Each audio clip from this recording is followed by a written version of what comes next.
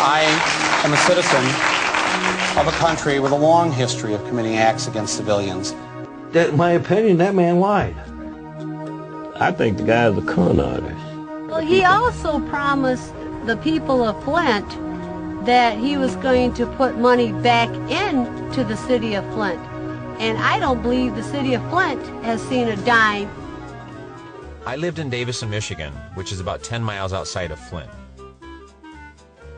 You probably know Flint as the hometown of controversial filmmaker Michael Moore. Well, I knew Mike pretty well, in fact.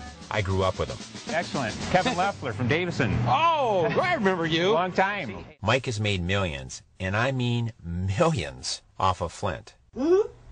Me and Fred Ross was the two main characters in that movie. Well, Mike made $3 million off his movie, and he ain't helped anybody. He ain't helped the little people at all. He didn't help me at all. When my house caught on fire and when I filed bankruptcy and when I needed the help badly, he acted like I didn't even exist and I wasn't even in the picture. I had two very fine parents who taught me that we will be judged by how we treat the least among us. He don't fight for the little man, he fights for himself. For the big man.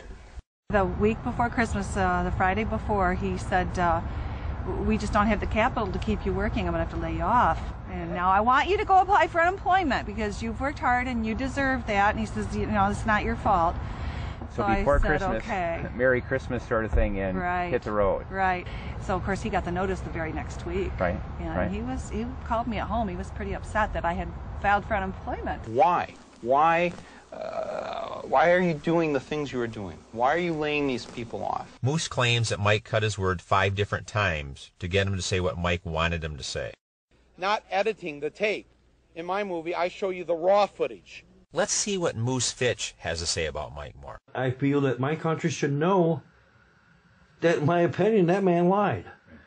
He cut out my words. Not only does Mike mislead people like Susie and Moose Fitch, he distorts their words for his own profit. Mike also routinely uses people he has never even met. I felt violated in some way. I felt like I'd been taken advantage of by a guy I hadn't even met or never had contacted me. Never asked for your permission. Never asked for no, never anything. He'd never even been to Walter Reed. So that's the God's honest truth. I have no reason to lie to you. I'm not lying. I'm not the liar here. Michael Moore is the liar. Having claimed both his New York and Michigan properties as a primary residence, he has signed false documents under the penalty of perjury. Yet, by filing these papers, he was able to save $13,000 a year in taxes on his property in Michigan.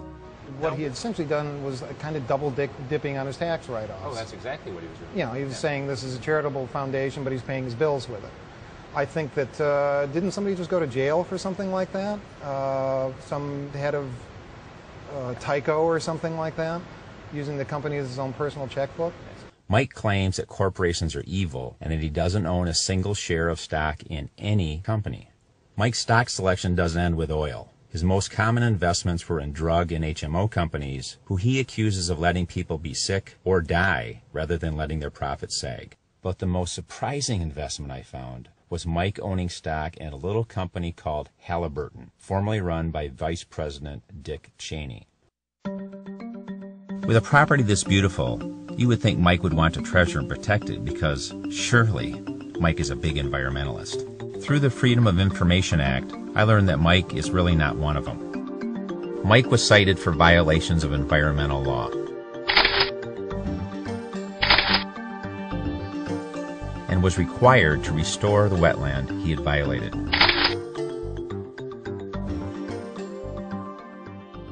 I had a couple questions I wanted to ask you. Are you proud about Osama? I'm sorry, you know, what'd you say? how he quoted you before the presidential election? What's your watch? Okay, let me call you back.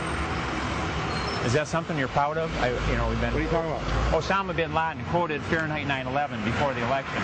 Is that something you're proud of? What did he say? الظاهر in the bush. It seems that Bush occupying himself by talking to the little girl about the goat and its budding was more important than occupying himself with the planes and the abutting the skyscrapers.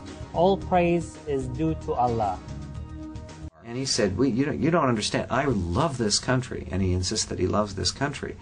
And he says, I love what this country could be and should be. And that's a ludicrous proposition. I came back to him and I said, well, try that with your wife sometime, sir. Say, I love this woman based upon what she should be. If she'd lose some weight, if she'd get her nose fixed, if she'd have her teeth straightened, if she'd learn to speak better, then I could really love her. I love her not for what she is, but what she could be. Well, if you said that to your wife, she'd probably punch you out. The bottom line is this. Mike will do anything and he will say anything that benefits Mike. Michael Moore is not out to help the little man. He's out to help one big man, Michael Moore, and nobody else.